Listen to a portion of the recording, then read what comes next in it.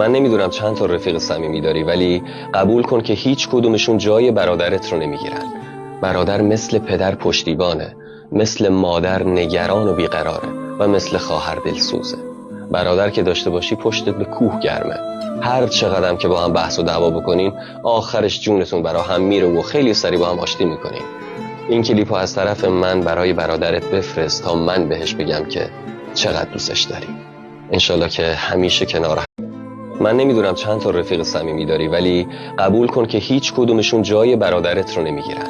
برادر مثل پدر پشتیبانه، مثل مادر نگران و بیقراره و مثل خواهر دلسوزه. برادر که داشته باشی پشتت به کوه گرمه. هر چقدر که با هم بحث و دعوا بکنین آخرش جونتون برا هم میره و خیلی سری با هم آشتی میکنین. این کلیپو از طرف من برای برادرت بفرست تا من بهش بگم که چقدر دوستش داری. انشالله که همیشه کنار